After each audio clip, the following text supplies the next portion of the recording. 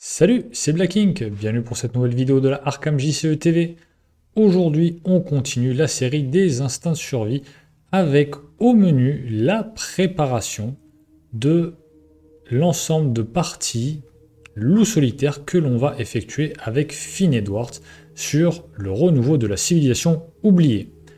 Donc, comme d'habitude, on va parler de l'investigateur, puis de la construction du deck, puisqu'on fera à nouveau, à l'instar de ce qu'on a fait avec Séphine, une construction de deck en live. Et enfin, je vous apporterai quelques compléments par rapport à Finn Edwards et les possibilités pour le jouer. D'emblée, et pour commencer par l'investigateur, Finn Edwards est le truand de la civilisation oubliée. C'est le contrebandier qui a 1 de volonté, 4 d'intelligence, 3 en force, 4 en agilité, qui a le trait criminel. Vous avez le droit d'effectuer une action supplémentaire durant votre tour qui ne peut être utilisée que pour s'échapper. Pour s'échapper de n'importe quelle façon qu'il soit.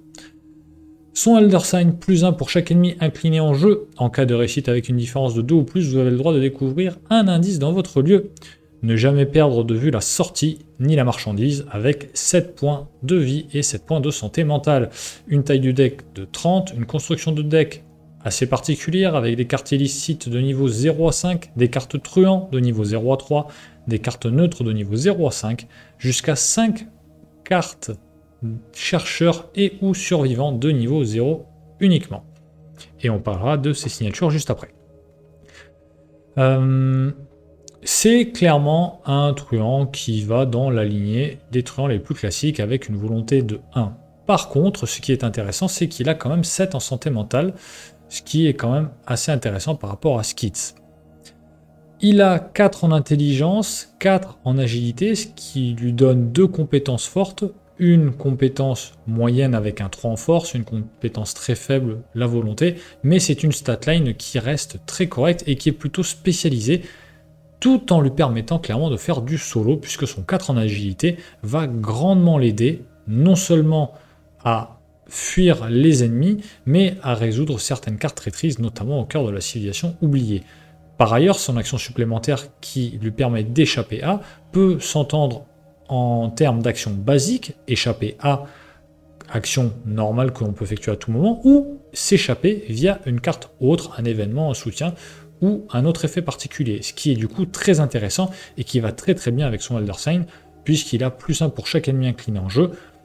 On peut supposer que si jamais ce Elder Sign sort au cours de la phase d'investigation, il va y avoir à tout le moins 1 ou 2 ennemis inclinés en jeu auxquels il aura échappé.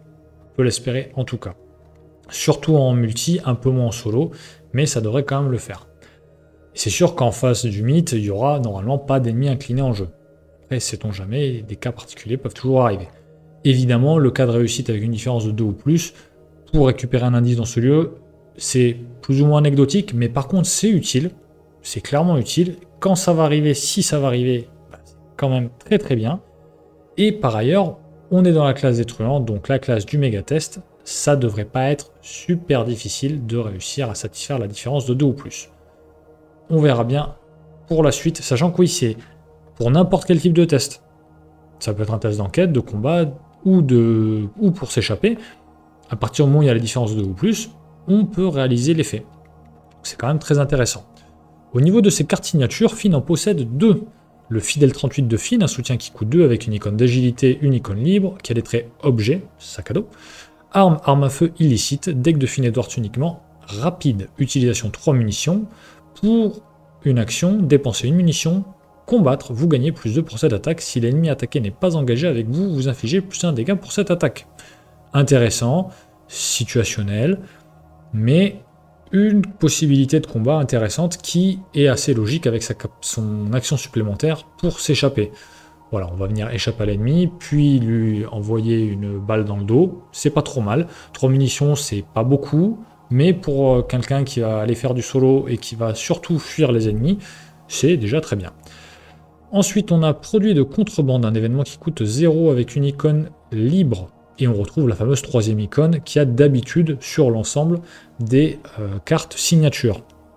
Donc, ça dispose des traits ravitaillement illicite, deck de Finn Edwards uniquement, à jouer uniquement s'il n'y a pas d'ennemis redressés dans votre lieu. Toujours cette cohérence à l'égard de sa capacité supplémentaire et de son Elder Sign. Cherchez une carte illicite dans votre pile de défausse, soit dans votre pile de défausse, soit parmi les 9 cartes du dessus de votre deck, et piochez-la. Si vous avez cherché dans votre deck, mélangez produits de contrebande dans votre deck. Très intéressant, très sympa, ça permet d'aller chercher, de faire du tutorage dans son deck ou dans sa pile de défausse, et avec la pile de défausse, ça revient. C'est quand même pas trop mal.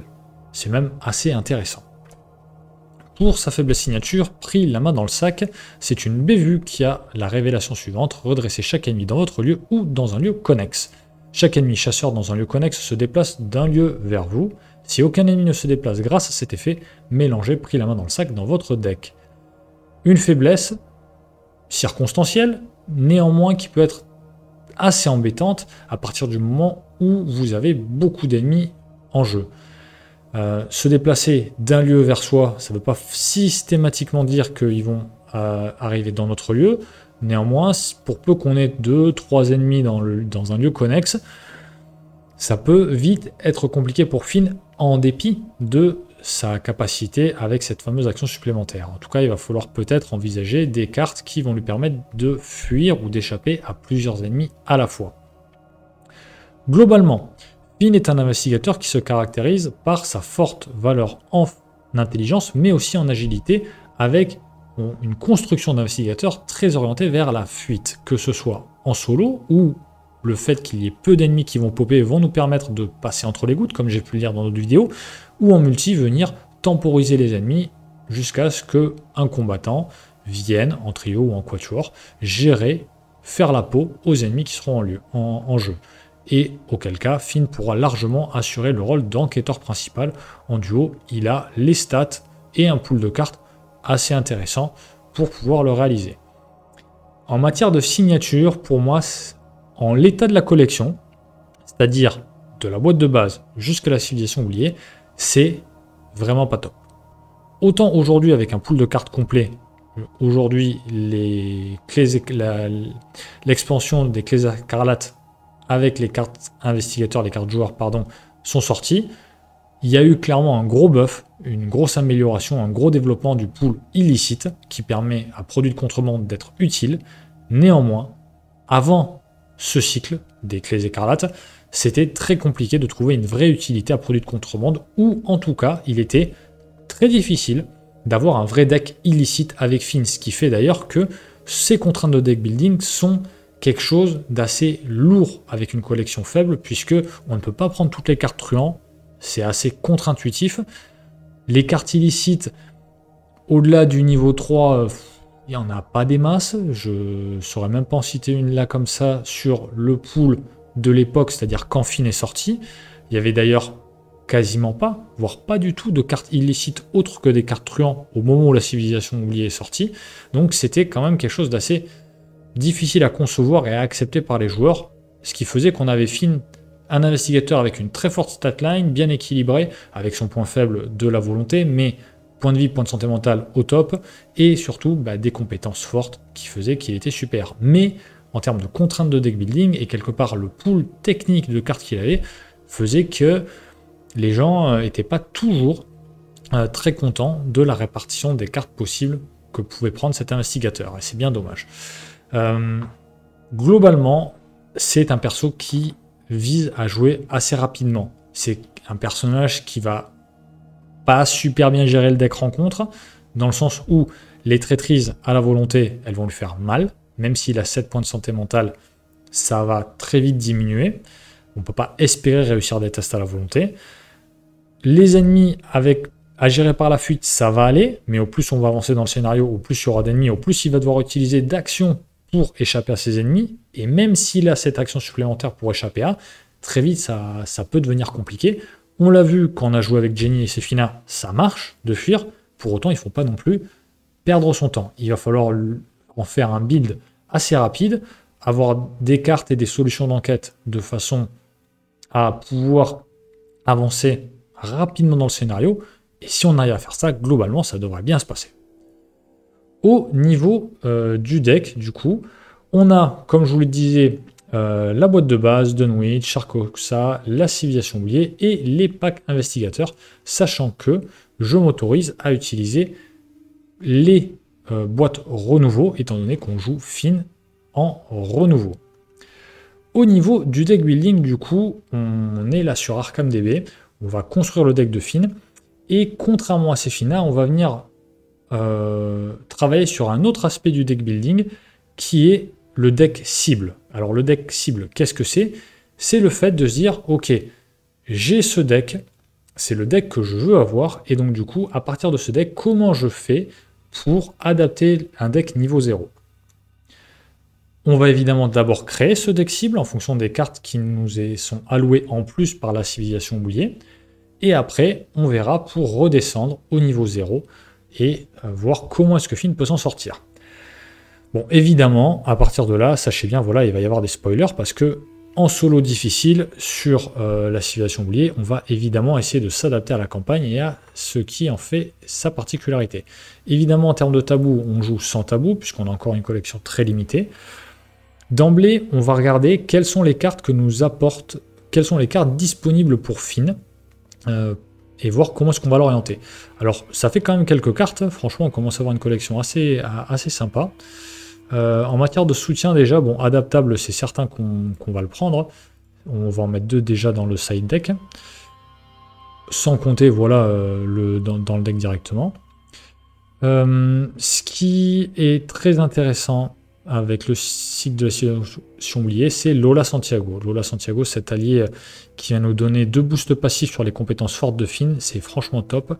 Et en plus, c'est un allié qui est rapide, dans le sens où sa capacité gratuite, incliner Lola Santiago, dépenser X ressources, découvrez un indice dans votre lieu, X étant la valeur occulte du lieu, c'est super fort, d'autant plus en solo où on aura beaucoup de lieux avec un seul indice. Donc, cet allié répond à plusieurs critères. Premier critère, booster nos statistiques passive forte, et deuxième critère, nous permettre de gagner en tempo. Ce qui fait que cet allié, clairement, il faut l'avoir avec Finn sur la civilisation oubliée, et même sur quasiment toutes les possibilités, en tout cas avec cette collection restreinte. Lola Santiago, c'est vraiment un allié de choix pour Finn Edwards. Il va falloir garder en tête néanmoins que ça va consommer pas mal de ressources, donc il va falloir avoir de la génération de ressources par la suite. Autre carte qui pourrait être intéressante avec Finn Edwards. Qu'est-ce qu'on pourrait avoir? Bon, tout ça, l'arc décoré, on a besoin d'enquêter, donc non. La carte hémisphérique, non. Charisme, peut-être, ça peut clairement être intéressant. On va mettre un charisme, parce que avoir Lola Santiago, c'est bien, mais la génération de ressources, c'est bien aussi. On pense tout de suite à Milan Christopher. Est-ce qu'on aura Milan ou pas dans le deck? Je sais pas. On verra bien.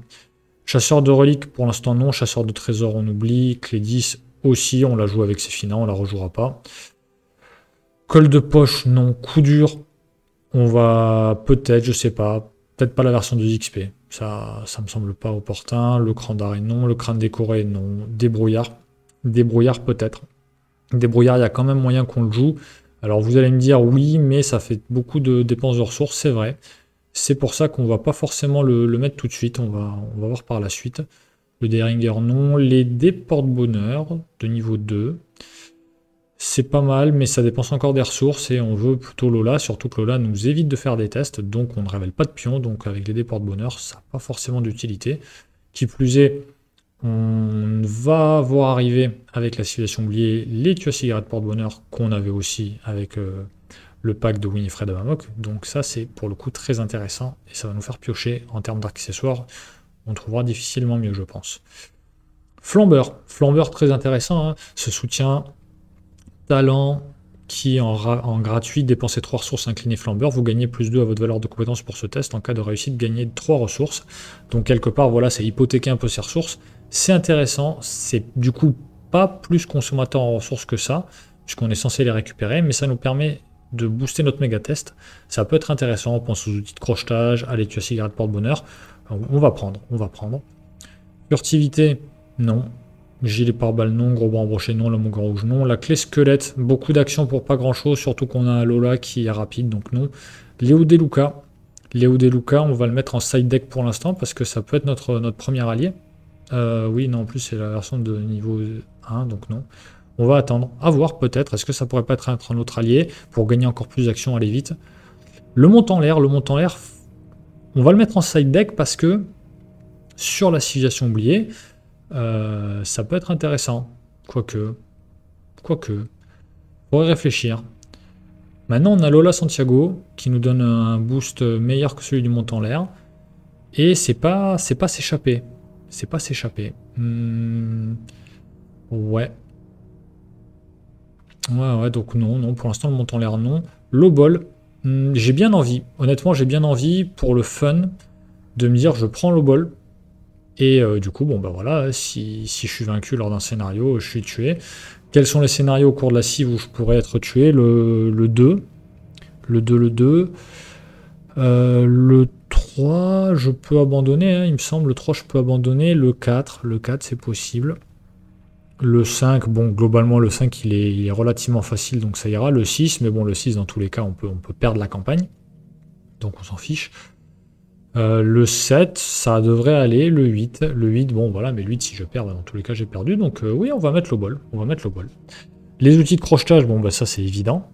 C'est carrément évident. Ça va nous permettre, avec les outils de crochetage, de enquêter une fois, se déplacer, utiliser Lola Santiago. Franchement, ça va aller super vite. Le receleur, voilà, une de ces cartes du cycle de la civilisation oubliée, avec lesquelles on s'est dit, bon, bah allez, ça va permettre de jouer un fin illicite, mais pour autant, jusqu'à présent, c'était un peu un échec parce qu'il n'y avait pas beaucoup de cartes illicites. On fera un petit check du trait illicite avec cette collection limitée. Le sac à dos 2 XP. C'est une carte qui vient du renouveau. Faudra voir si le sac à dos est pas utile à voir. Suggestion, non, parce qu'on a une volonté de poulpe. La sulfateuse, non. Sursis, ça pourrait être intéressant.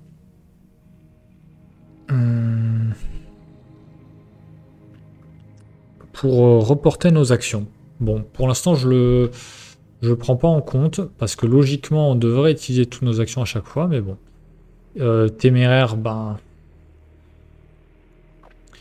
Téméraire, ça pourrait être intéressant pour les boosts en volonté.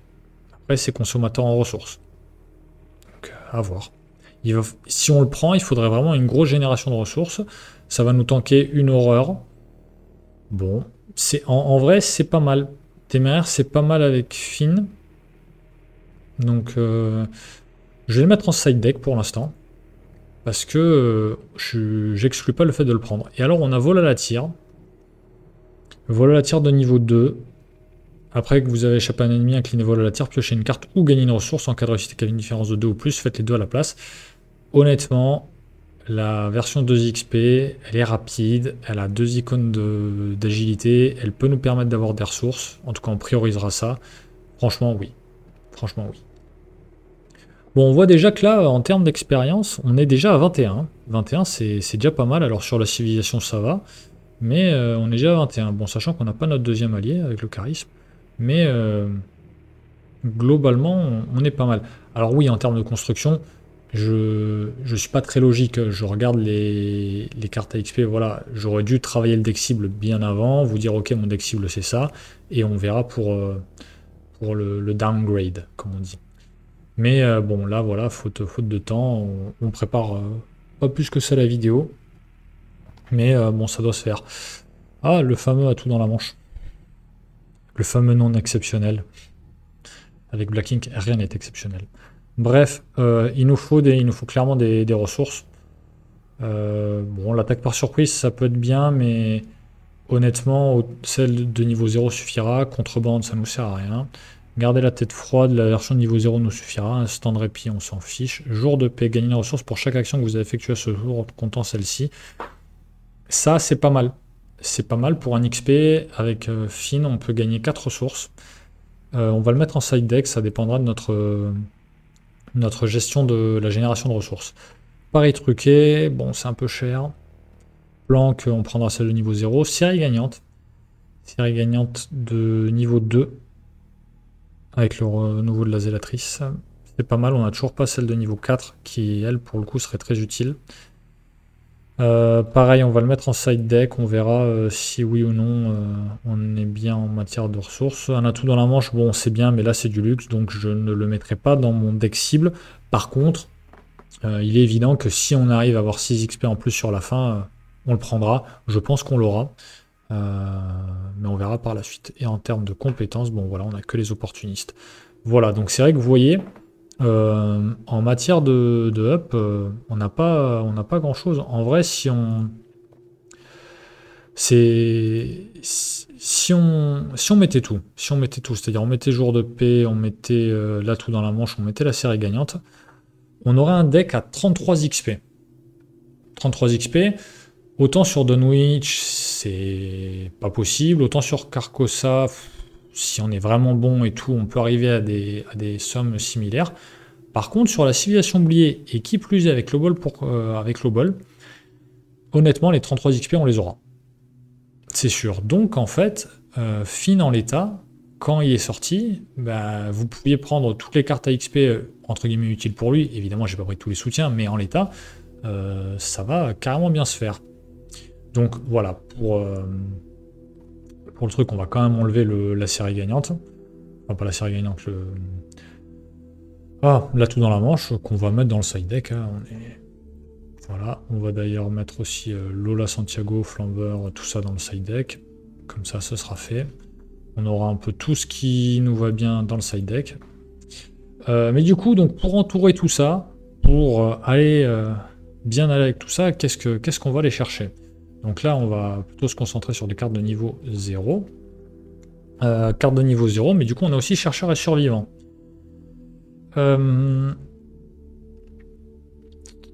Voyons voir. Dans quel ordre procéder? On a clairement de quoi enquêter avec les outils crochetage chez Lola, mais attention, avec Lola, c'est une action gratuite sur une fenêtre. Incliner Lola Santiago, dépenser X ressources, découvrir un indice dans votre lieu, X est la valeur occulte de votre lieu. Ce qui veut dire que si la valeur occulte est réduite, Lola sera d'autant plus forte. Donc, vous voyez où je veux en venir. Il s'agit d'essayer de réduire la valeur occulte du lieu. Évidemment, bon bah là, on pense pas à 10 000 trucs. Bon, vite, on va prendre la lampe torche. La lampe torche qui est là, la lampe torche évidemment, bah déjà pour enquêter c'est top, et puis ensuite votre lieu perd moins de valeur occulte, ça veut dire que Lola, si le lieu arrive à 0, bah, ça coûte 0, si le lieu arrive à 1, ça coûte 1, etc. Alors vous allez me dire, oui, mais du coup avec la lampe torche, t'enquêtes, Lola en autre, oui, bah pour les lieux avec deux indices ou plus, c'est nickel. C'est sûr, pour les lieux un indice, non. Mais, si jamais on veut s'éviter le test, bah, voilà, quelque part, il pourrait y avoir un combo. Lieu à un indice. Lieu à un indice de valeur occulte 2, j'utilise la lampe torche. Je joue Lola Santiago. Lola Santiago, bah, je récupère l'indice, il n'y a plus d'indice, mais je suis quand même en train d'enquêter. Et du coup, derrière, ah non, cambriolage ne marche pas. Donc non, je retire ce que j'ai dit. Parce qu'il faut enquêter avec cambriolage. Donc bref, avançons un peu. Là, en matière d'enquête, en vrai, on a 2 lampes torches, 2 outils de crochetage, il a une valeur de 4. C'est déjà très bien, c'est déjà très bien. On devrait s'en sortir.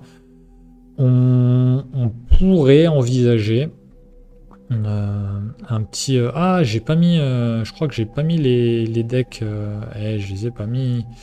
Je ne les ai pas mis... Ce qui fait qu'il me manquait des cartes. Ce qui fait que du coup... ce que j'ai dit tout à l'heure n'était pas forcément vrai en compétences. On a le dextérité niveau 2 qui pourrait nous intéresser. Pas le copieur, pas l'opportuniste, mais le dextérité niveau 2 pourrait clairement nous intéresser pour du méga test. On verra, c'est du bonus. En matière d'événements, ça paraît truqué. Ce faux filet pourra nous intéresser, mais le seul de niveau 0 suffira largement. Non. En matière de soutien, est-ce qu'il y a quelque chose? Le Beretta. Oui, tiens, d'ailleurs, c'est vrai que j'aurais pu mettre le adaptable, ce qui nous fait 29 XP, c'est bien, 29 XP. Cran d'arrêt, courage liquide. Non. Bon, les tuyaux à cigarette porte-bonheur. C'est vrai qu'on a les tuyaux à cigarette porte-bonheur de niveau 3. C'est quand même pas mal du tout, ça. On peut se le mettre. Bon, là, on commence à être un peu cher en XP. Donc, comme je vous dis, on va virer les séries gagnantes, déjà, pour redescendre à 31. On va virer les jours de paix. Comme ça, on redescend à 29. 29, voilà, ça me paraît crédible. 29, ça me paraît crédible. On va pas aller chercher plus haut que 29. Après le reste, c'est du bonus. Du coup, bon, rien de plus. Non, non, non, non, non, non. Oui, tireur d'élite, mais non, on s'en fiche. Du coup, pour l'enquête, on est pas mal. Pour la gestion des ennemis, bon, on a le fidèle 38 de Finn. On peut s'orienter vers plusieurs choses. Alors est-ce que ça marche? Oui, ça marche. Bien ça. Non, ceci n'est pas une arme. Pourquoi? Bon, c'est pas grave. Ce dont je veux parler. Les armes avec Finn. Alors, il pourrait y avoir plusieurs écoles. C'est vrai que la rage d'incendie est intéressante, mais c'est consommateur en ressources. Moi, personnellement, j'aime bien le Derringer 18. D'ailleurs, oui, le Derringer 18 de niveau 2, ça pourrait être intéressant. Pourquoi le Derringer 18? Parce que c'est une arme illicite. Donc, les packs investigateurs, là, nous donnent quelque chose d'intéressant, puisqu'on a un Derringer qui est illicite, qui n'est pas truand, et que du coup, Finn peut prendre. Ce fameux Derringer, même celui de niveau 0, ce qui est intéressant, certes, il n'a que 2 munitions et il coûte 3, mais si on échoue, on replace une munition dessus. Personnellement, je trouve que c'est quelque chose de pas mal avec Finn, et puis quelque part, c'est une carte, ce sont des cartes illicites, donc c'est tutorable via notre fameux produit de contrebande, donc c'est intéressant. En matière de gestion des ennemis, comme on veut surtout fuir, le Derringer 18 et le fidèle, pour moi, ça me suffit. Après, on va plutôt s'orienter sur de la fuite, justement.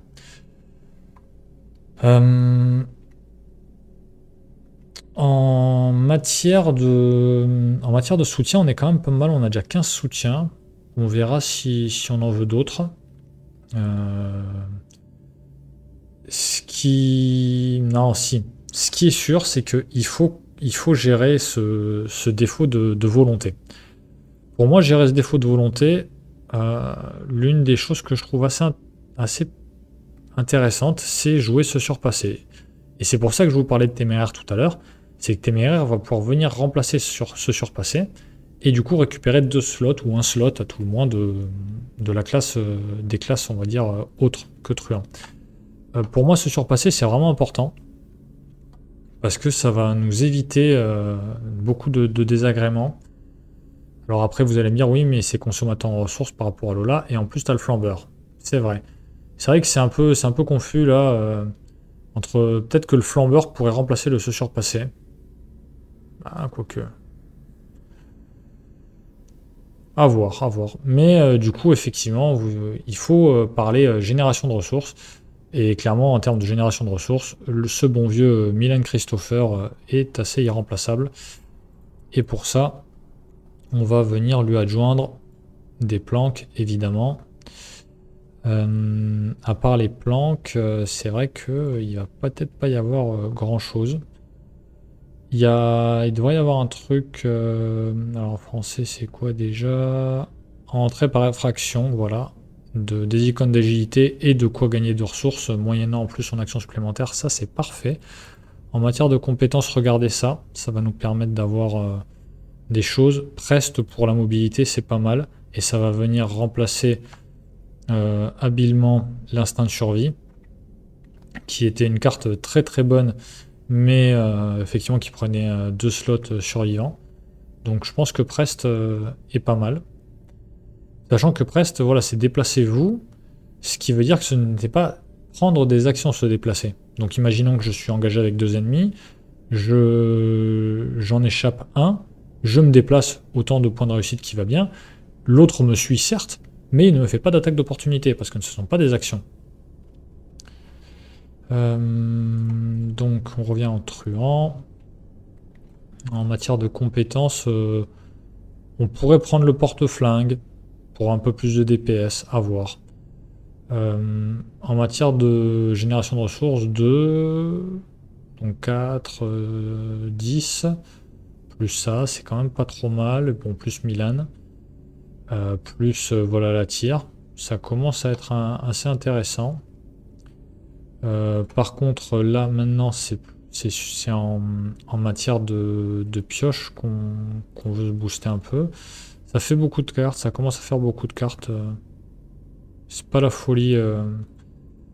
J'aurais dû un peu mieux préparer ça. Moi, personnellement, suivre son intuition, ça me va bien. Après, j'ai adaptable. J'ai adaptable, donc on s'adaptera. J'aurais tendance à dire croquis absurde pour piocher beaucoup. Personnellement, la pioche, j'ai du mal à m'en passer maintenant. Mais je dépasse un peu. Je dépasse un peu.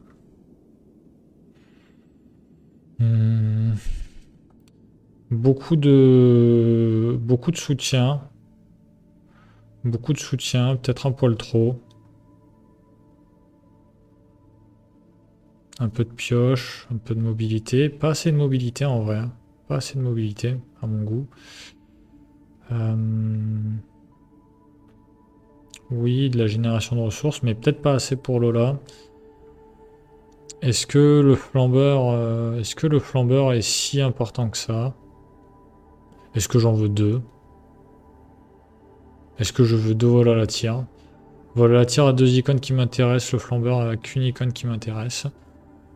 Le vol à la tire, je vais le rentabiliser, pas le flambeur. On peut enlever un flambeur. De toute façon, on va piocher. On va piocher avec les cigarettes porte-bonheur, on va piocher avec les croquis absurdes. Donc, évidemment, voilà, si j'avais une collection plus importante, je prendrais autre chose que les croquis. Mais en l'état, c'est quand même pas mal. Je crois que le deck est un peu cher. Oui, à vue d'œil, le deck est un peu cher. Bon, ça logique, ça logique. Beaucoup d'icônes d'agi, pas mal d'icônes d'intelligence, un peu de volonté, quasiment pas en force. Ouais.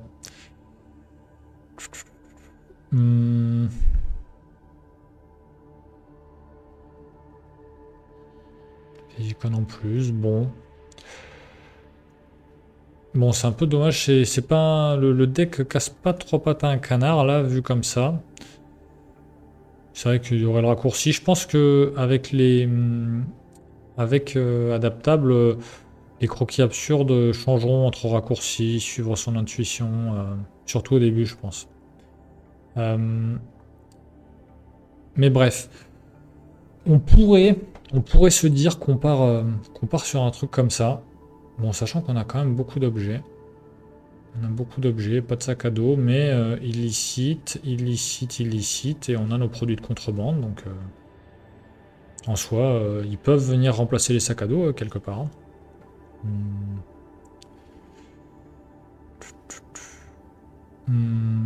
On verra, peut-être qu'il y aura un sac à dos ou pas, peut-être. Auquel cas, on enlèvera peut-être un peu de pioche, mais globalement, voilà, le deck final ressemblera sûrement à ça. Sûrement. Ce qui fait qu'on va chercher là. Oui, enfin si, j'en ai pas parlé, mais évidemment se surpasser sera le bienvenu, notamment dans la cité des archives. Et ce sera aussi le cas de débrouillard. Donc c'est vrai que comme on joue pas en tabou, c'est vrai que le débrouillard sera quand même le bienvenu. Ce qui fait que on va virer tout ça. On a vu notre deck cible. Maintenant, il faut essayer d'assurer le début de la campagne.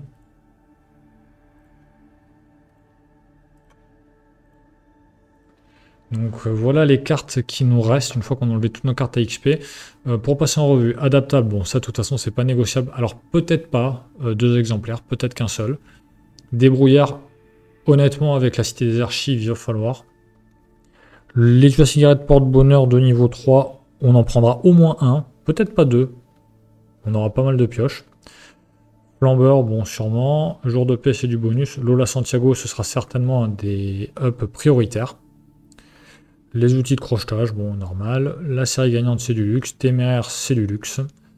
Tout dans la manche, c'est le luxe ultime. Et voilà la tire qui sera intéressant pour huiler bien la mécanique de Finn. Bon, fort de tout ceci, qu'est-ce qu'on peut faire pour avoir un deck correct au début? Bon, évidemment, on va prendre les outils de crochetage de niveau 0, ça c'est évident. Ce qui fait que voilà, en enquête, en matière d'objets, là, on est pareil. Évidemment, l'étui à cigarette porte-bonheur, on va le prendre aussi. On va en prendre 2 pour le coup au début. Pour essayer de l'avoir, surtout qu'il n'a pas un pouvoir de pioche aussi important que son... Enfin, c'est pas un pouvoir de pioche, de recherche entre guillemets, de sélection, de ciblage que sa version niveau 3. Mylène Christopher, bon, on pourrait choisir un autre allié. On pourrait choisir Léo Deluca. Néanmoins, je pense que c'est...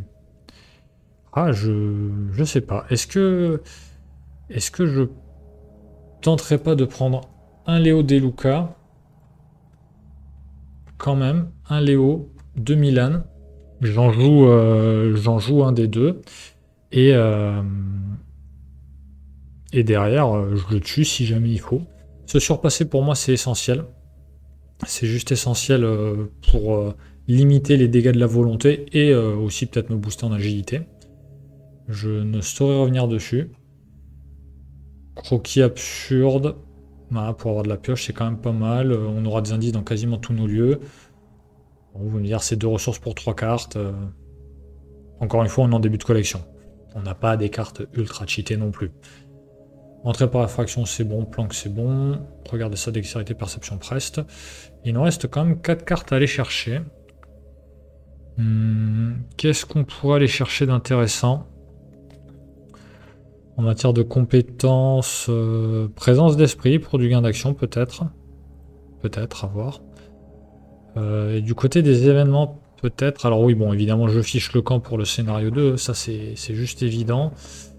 Est-ce qu'on le prendrait tout de suite? Peut-être, peut-être pas.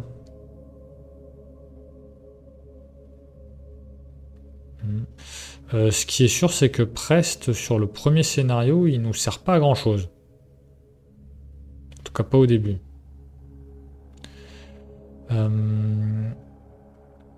Faut aussi réfléchir à ce qu'on veut faire. Est-ce qu'on veut combattre Itaka ou discuter avec elle? Parce que si on veut combattre, quelque part, on prend l'attaque par surprise après l'avoir fui. Si on veut discuter, on prend les tenues élégantes, tout simplement. Hop. Et on est pas mal.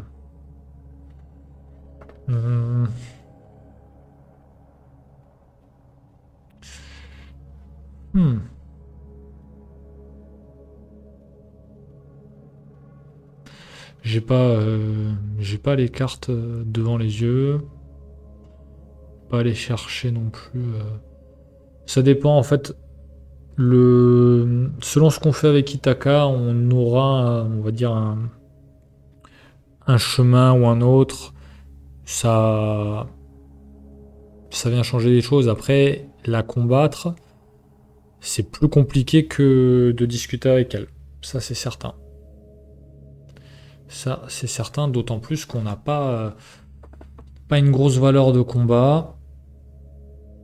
Pas une grosse valeur de combat.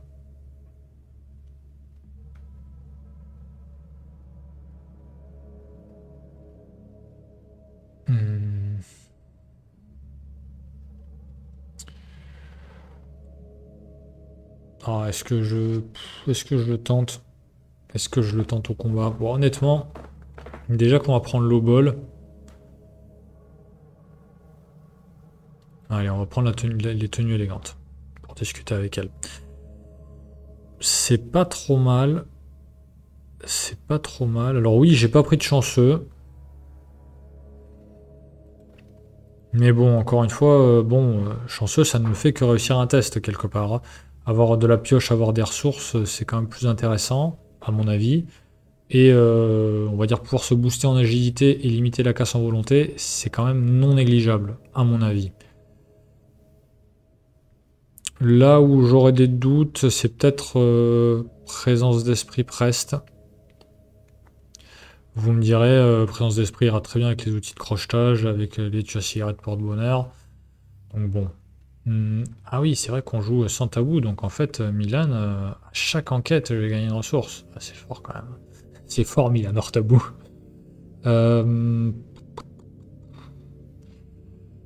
Reste et présence d'esprit, est-ce que j'aurais pas des événements sympas? Bon, je fiche le camp, oui, cela sert à rien en solo. Ah, éviter de justesse, c'est vrai que c'est quand même pas mal. Toi, insaisissable, manœuvre audacieuse, ou rien discrète. J'en ai une engagée dans votre lieu avec un test extérieur, carré, découvre 2 indices dans notre lieu. En vrai, oreille indiscrète, c'est une carte qui est très forte, hein, qui est vraiment très forte. Sachant que les valeurs d'évasion des ennemis, elles sont souvent moins importantes que les valeurs de combat. Si elles sont oubliées, c'est un poil moins vrai, mais franchement, ça va. Se faufiler pour temporiser. Mais bon. Je vais juste regarder en matière de d'icônes. 16, 13, on a un peu moins d'icônes d'intelligence.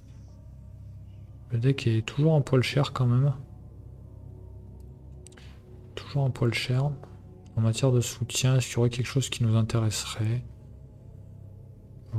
Voilà la tire de niveau 0.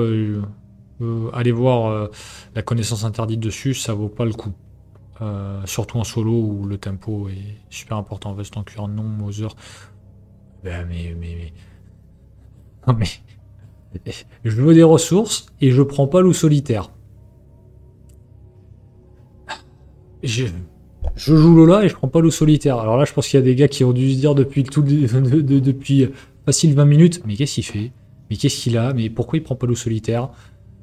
Oui, et du coup, effectivement, ça limite pas mal. Bah, du coup, je vais pas prendre regarder ça, hein. Entre Milan et loup solitaire, je pense que regarder ça, j'en ai pas besoin, hein. Et c'est quand même une source de revenus autrement plus fiable. Heureusement qu'on a un peu tout déroulé. Alors oui, le débrouillard niveau 0, mais non. J'ai confiance dans mes outils de crochetage et ma lampe torche. En vrai, c'est pas mal. Encore une fois, bon, j'avais pas réfléchi avant. Là, c'est un deck à brûle pour point. Il y a de la réflexion. Voilà, fin challenge trop difficile. Hop, c'est pas. C'est peut-être pas le deck parfait. Peut-être que je le retravaillerai un tantinet. Mais globalement, je pense que c'est pas mal. Bah, tenez, on va tirer la faiblesse aléatoire maintenant, comme ça on saura que devra affronter Finn. Sachant que normalement, oui, ça prend en compte la collection. Et donc la faiblesse sera le serment des cibles, lâcheté. Et c'est échapper à utiliser que sur un ennemi incliné non engagé dans votre lieu. En cas de réussite, défaussez cette carte de votre main. Bon, c'est pas du tout le pire. C'est pas du tout le pire. Ce sera utiliser une action pour pas grand chose et ça vient contrer un peu low ball. Mais je vais pas du tout me plaindre. Ok, et bien on va sauvegarder ça. Peut-être, je vais voir, peut-être que en réfléchissant par la suite, en prenant un poil plus de temps, je modifierai 2-3 trucs, pas la faiblesse du coup. Quoique, bah en fait non, maintenant que j'ai tiré ma faiblesse, je suis plus censé modifier quoi que ce soit. Donc bon, allez, coup parti. Comme je dis, bon, c'est vrai que avec ces finages, j'avais un poil plus réfléchi. J'étais pas parti un peu entre guillemets à l'arrache. Bon, même si c'est assez simple, il y a peut-être des choses, les trucs là. Bon, allez, on va dire les trucs sur lesquels je peux m'autoriser à aller revenir avant de débuter, c'est les croquis absurdes. Je vais réfléchir. Est-ce que je les remplace pas par suivre son intuition au début?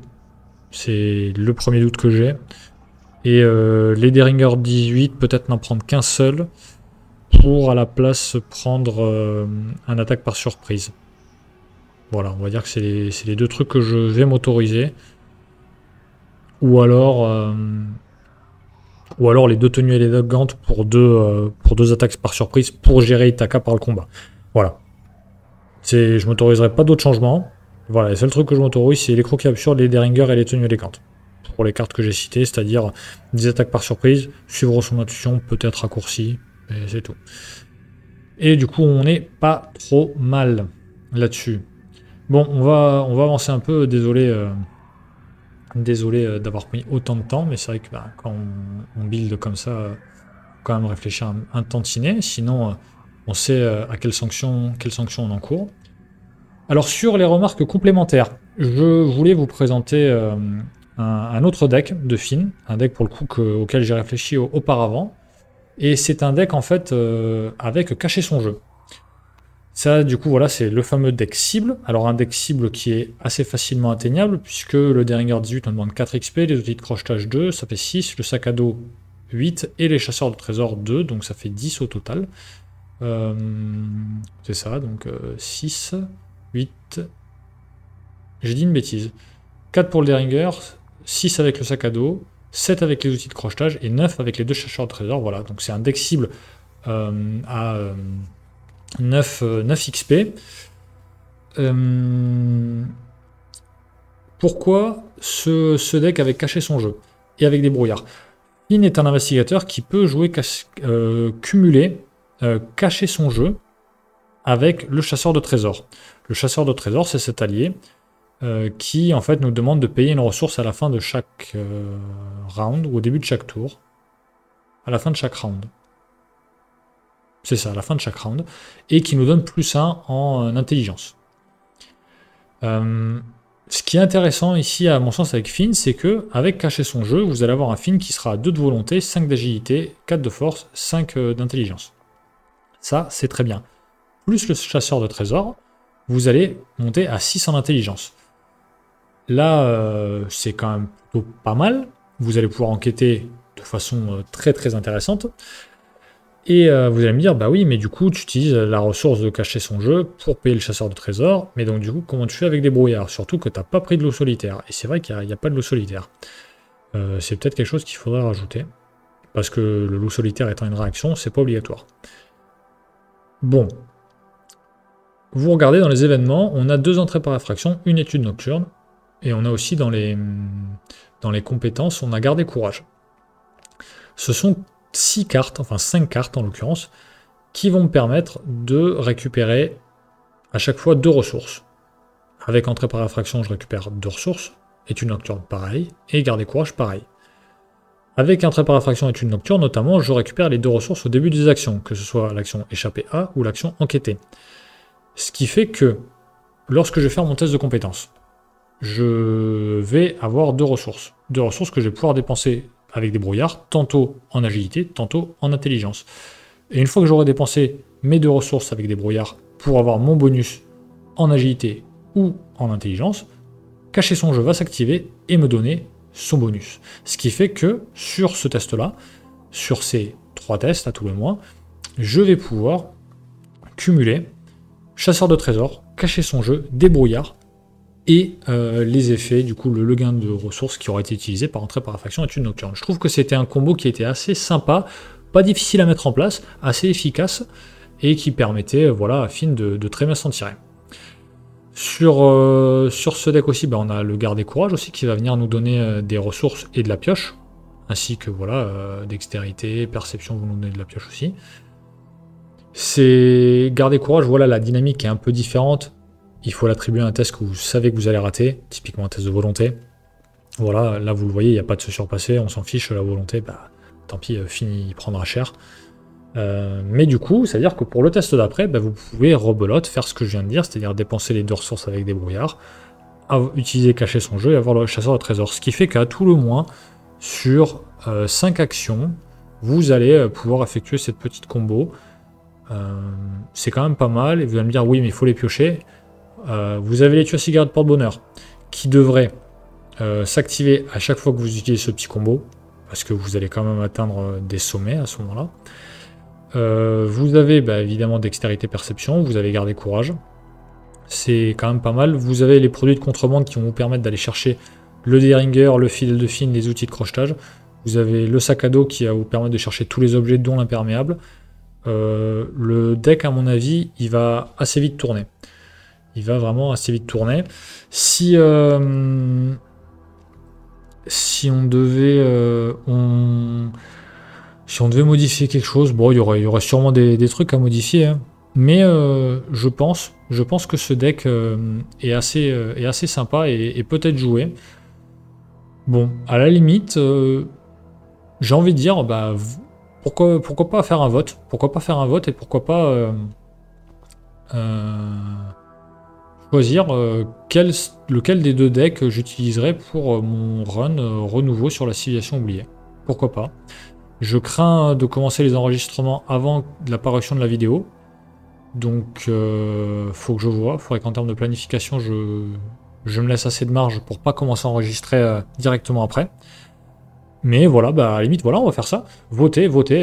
Deck construit pour le deck qu'on a fait entre guillemets ensemble avec les réserves que je viens d'émettre. Et deck cacher son jeu pour faire plaisir à Shep. Et du coup, jouer un fin cacher son jeu pour voir si finalement ça fonctionne ou pas. Sachant qu'évidemment, le deck de niveau 0 sera pas vraiment raccord avec celui-ci. Je sais pas si je vais jouer casser son jeu dès le début alors que j'ai pas le chasseur de trésors. À voir, peut-être. Dans tous les cas, voilà, avec adaptable, ce sera mis très très vite. Donc ouais, carrément, allez, on va faire ça. Votez, n'hésitez pas à voter. Juste pour le détail, voilà, en termes de courbe. En termes de courbe, on voit que ce deck est vachement moins cher que l'autre. Après, voilà, la logique est pas du tout la même. On a d'un côté cacher son jeu, d'un autre côté beaucoup de dépenses de ressources, du pay to win ou du pay to get avec Lola. Donc c'est sûr que ce deck est beaucoup moins cher. En termes d'icônes, on a beaucoup plus d'icônes d'agilité, carrément. L'autre deck c'était 16 et 13, 16 agilité, 13 intelligence. Là on a 13 quand même en intelligence, mais par contre on cumule à 22 en agilité. Par contre voilà, vous voyez, il n'y a que chi en force. Rien du tout, donc vraiment le Derringer 18... c'est vraiment pour les petits ennemis qui pourraient nous embêter. On pense notamment au Crotal, pour pas avoir passé dans les lieux, etc. Bon, sachant qu'avec le cacher son jeu, on sera en 4 en force, et donc du coup, avec le Derringer, on sera à 6, et si jamais on échoue, on sera à 7. Bon, c'est quand même pas rien, j'ai envie de dire. C'est quand même pas rien. Donc voilà. Voilà tout ce que j'avais à vous dire pour Finn Edwards et au niveau du deck. Bon, la vidéo est certainement un peu longue. J'espère en tout cas qu'elle vous aura plu, que vous l'aurez trouvée intéressante. N'hésitez pas voilà, à commenter et surtout à voter, à me dire avec quel deck je vais jouer. Je vais essayer d'intercaler cette vidéo de Finn avant, avec un peu d'avance par rapport aux enregistrements. Comme ça vous laissera le temps de voter, au moins ce sera sympa. Et on aura fait un peu les deux. Construire un deck, même si voilà... Encore une fois, c'est fait un peu à la va-vite pour les besoins du format. Et le deck cacher son jeu. Voilà, j'espère que la vidéo vous a plu. N'hésitez pas à nous suivre sur les différents réseaux sociaux, les liens sont dans la description, à commenter évidemment, et à peut-être nous soutenir sur Tipeee si vous aimez le contenu de la chaîne. Voilà, d'ici aux prochaines vidéos, je vous souhaite de bonnes parties, et je vous dis à la prochaine. Au revoir.